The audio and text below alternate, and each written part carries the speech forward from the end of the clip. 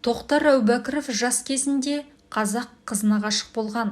Онымен 10 жылдай араласып, хат алысып, кейіннен басқа аруды жар еткен.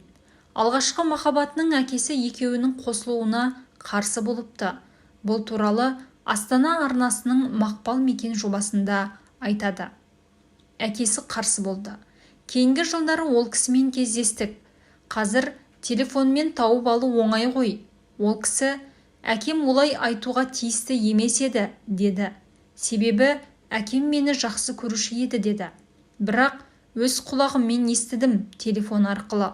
Ол кісі қарсы шығып еді. Қаңғырып жүрген балаға менің беретін қызым жоқ, деді.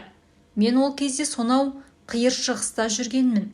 21 жасымда сол кісімен таныстық. 31-ге дейін 10 жыл хабарласып тұрдық, бірақ бұйырмады. Ол кісі мен үйленген соң 1 жылдан кейін тұрмысқа шықты. 2 баласы бар.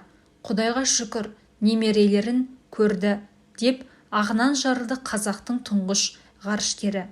Бұдан кейін Тоқтар мырза орыстың Татьяна есімді қызына үйленген.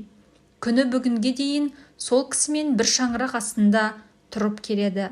Айтуынша, бүгінгі жеткен жетістігіне Татьянаның қосқан үлесі зор. Жақсы әйел жаман күйеуін төрге отырғызады. Мен де Құдайға шүкір жаман емеспін. Бірақ ол кісі менің төрге отыруыма көп әсер етті. Өзі орыс болса да Қазақстанға көшу керек деп маған тыныштық бермеді.